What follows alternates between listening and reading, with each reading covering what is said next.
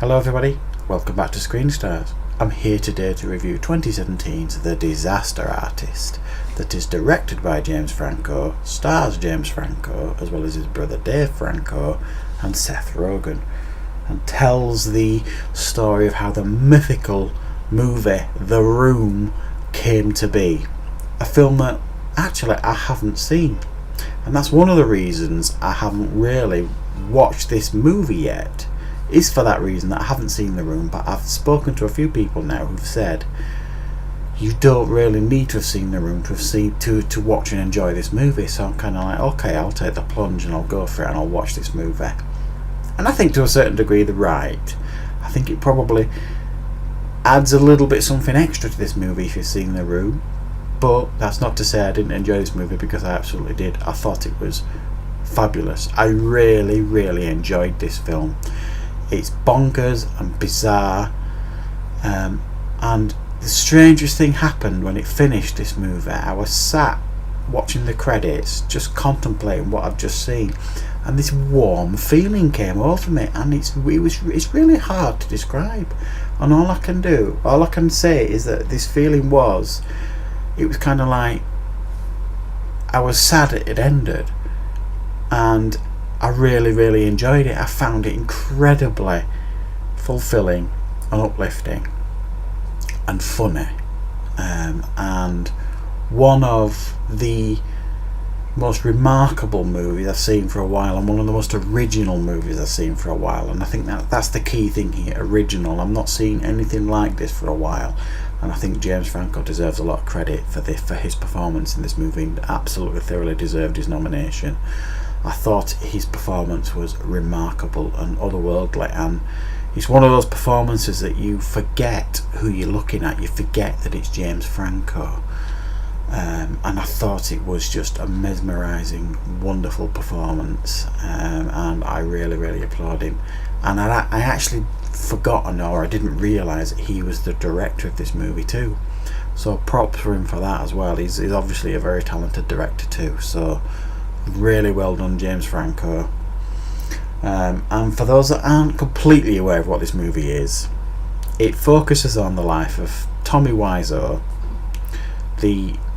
some would say mad genius behind The Room, who is this wannabe actor, and it focuses on his life and his best friend's life, Greg, who they meet in 1998. They've got this dream to be actors. They move to Los Angeles, as it turns out that Tommy has got this funding stream that is never really understood where it comes from, but to put it this way, he's got a decent amount of money, is this guy. So they move to Los Angeles to fulfill their dream of becoming actors. They both constantly fail, never getting work, so they decide to make their own movie, and Tommy is the writer, director, producer, everything. I mean, he basically does everything for this movie, funds it, everything, brings on board a whole cast and crew, and they go ahead and make this absolutely bizarre movie, and that's the movie. Basically, that's what we get. It goes through the whole process of how this movie was made. How true some of it is, I don't know. I'm guessing there must be quite a lot of elements of truth to it, but who knows really. I think it's based on a book. I think the guy who's in real life, the Greg guy, Tommy's best friend, I think he wrote the book. I could be wrong, but I think so. So I suspect there is a lot of elements of truth to it. And fascinating film to watch. I thought it was going to be just like almost like a spoof or like a laugh out loud comedy, and it wasn't that at all. It was a biographical drama that was funny, and some of the cringiest moments you'll ever see in cinema. One of the things that makes me uncomfortable when I watch something, whether it be TV, real life TV, films, is something that makes me cringe. I don't know why. It just makes me really uncomfortable, that feeling of feeling awkward for them, or just making me cringe. And this film is just one cringe moment after the next.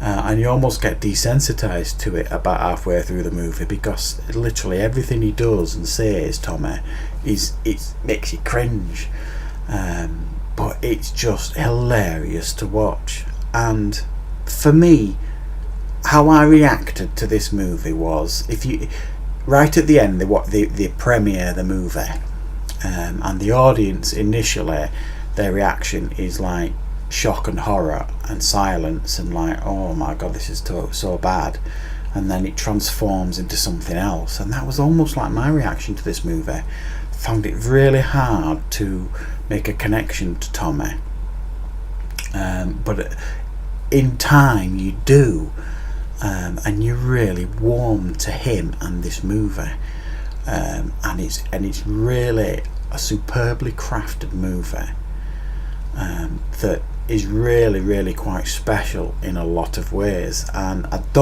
don't think it's for everyone, this movie.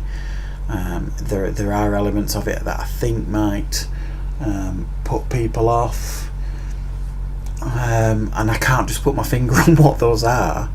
But for me, I have to say, I had a real blast with this movie, and I'm really pleased I saw it. And at the first opportunity, I am now going to go and watch The Room. I'm not sure if I'll make it through, so wish me luck. But yeah, strongly recommend this movie, guys. 8.5 out of 10 is definitely worth a watch.